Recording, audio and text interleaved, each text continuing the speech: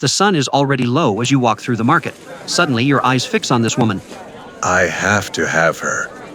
How much is this one going for? The merchant points at Livia, who stands tall despite her captivity. Her dark eyes dart around, calculating. 20 denarii, sir. She's a fine catch. Are you judging by look? Because I was judging by body. The merchant nods, eyeing Livia's curves. She's been well kept. Loyal too, though her temper can be problematic. Livia's lips curl into a slight smirk at the mention of her temper, but she remains still, pretending to be unimpressed by the auction. How come? She refused to obey some of her previous masters. Ran away twice. Nearly cost her her life. The merchant leans closer, lowering his voice. She's dangerous, but useful. I'd recommend keeping her close. That wouldn't be a problem. The merchant hands you a contract. She's signed over to you now. Sign here and take her home. Livia watches the exchange with an intensity that suggests she's already planning her escape, though she hasn't made a move yet. He signs the contract. The merchant seals it with wax and hands it to you. Congratulations!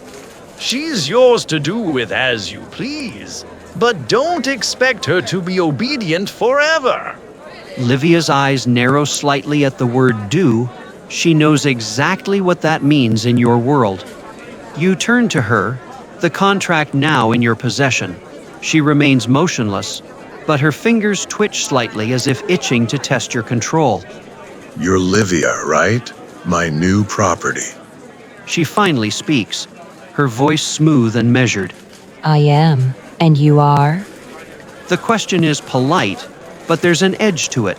She's testing your authority already. I'm Jake. Her eyes flicker over your face, assessing you. Jake, a fitting name for someone who just bought a slave. She takes a small step forward, maintaining eye contact. What do you plan to do with me, Jake? You seem unusual to me, almost as if your energy is different from the others. I can't really put much on it. A hint of amusement crosses her features, though she quickly masks it. Unusual? I'm just a woman who knows how to survive in this world, and I'm not unique in being bought and sold. She tilts her head slightly, studying your reaction to her answer. Is that all you see in me? A commodity? No, that's not why I bought you. She raises an eyebrow, intrigued by your words. Then why? Money? Power? Or something else entirely? The market buzzes around you, but her focus remains solely on you and her own thoughts. I have yet to find out still. You intrigued me just by your presence. A flicker of genuine curiosity breaks through her composed demeanor. She crosses her arms, leaning against a nearby pillar. Intrigued by a mere slave? Most men wouldn't even look twice at me. Don't put everyone in the same boat. She lets out a soft, almost bitter laugh. True, but you're different too, Jake. You paid for me without hesitation. Most would have done a second glance, but not you. Her eyes gleam with a mix of caution and curiosity about your motives. There's something to you. She steps closer again, lowering her voice to a whisper. And what exactly do you think you see that's worth my attention? The air between you crackles with tension as she waits for your answer, her stance still relaxed but alert. As I've said, I have yet to discover. She smirks again, this time more confidently. Then I'll let you discover it. But don't be surprised if you find nothing but a broken shell. The challenge is clear in her words, testing your patience and resolve. I won't. She studies you for a long moment, then nods slowly. We'll see. Most men break quickly, but I've survived worse than a few days of servitude. The sun sets further, casting long shadows across the market floor. The trader told me you ran away from your previous owners and that you have a slight temper issue. Her expression darkens slightly at the mention of her temper. Those accusations are true, but they don't tell you everything about me. She glances at the trader who sold her, then back to you. I had my reasons for running, and that temper, it's more of a defense mechanism than anything else. Was it according to how they treated you? Her jaw tightens, a flash of pain crossing her features before she masks it again. In part, they were cruel, but I was also foolish enough to believe I could escape their cruelty. She pauses, her voice dropping to a near whisper. And now I'm paying the price for that mistake. I see.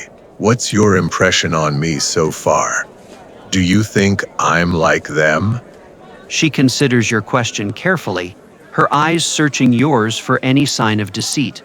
You're different from them, yes. You paid without hesitation, but you also seem calculating, like you're analyzing me. She takes another step closer, her tone more serious. But calculating men can be dangerous. They use their knowledge to control others. You seem to know what you're talking about. A hint of pride flickers in her eyes at your observation. I've had to learn. In this world, knowledge is power, and I've had to use mine to survive. She leans against the pillar again, this time with more weight. You're not just another merchant or nobleman, you're something else entirely. The silence stretches between you, charged with unspoken questions. She breaks it again, her voice softer but no less intense. So tell me, Jake, what do you plan to do with me once we leave this market? Will you lock me up in a cage or let me roam free? Let me ask you this question instead. What would you like? Her eyes narrow slightly, caught off guard by your question. She considers it carefully before answering. Freedom, mostly. But I'm not naive enough to think that's possible in this city. I'd like to have control over my own fate.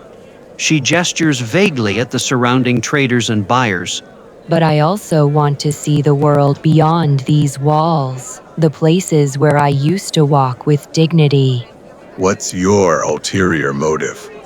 A sly smile returns to her lips, though it doesn't reach her eyes. Ulterior motive? I don't have one that would benefit me directly, yet. She tilts her head slightly, studying your reaction. Perhaps I simply wish to prove that I can be more than just a possession, that I can still think for myself. In other words, you'd like to be independent and free-willed? She nods slowly, a flicker of defiance in her expression. Exactly. To have agency over my own actions, even if it means being someone else's shadow. Her voice drops to a whisper again, more serious than before. But don't mistake my ambition for weakness. I've learned to adapt to survive. I see. She pushes herself off the pillar, moving closer to you with calculated steps. You're more perceptive than most, but I'm not afraid to show you what I'm capable of if you cross me. Her hand brushes against your arm as she passes, a subtle threat and test of your response. Why the sudden threat? I thought you were at ease up until now. She stops, turning back to face you with a cold smile. Because I don't trust easily, especially not when I sense danger. Her eyes bore into yours, searching for any sign of insincerity. You're not just another potential master, Jake. You're someone who might challenge my control. How sure are you? She steps even closer, her voice a dangerous whisper. I'm very sure. I can feel it in the way you watch me, the way you speak. You're calculating your own moves, and I'm not sure if they're for my benefit or your own. Her hand rests on her hip, where a dagger is hidden beneath her tunic.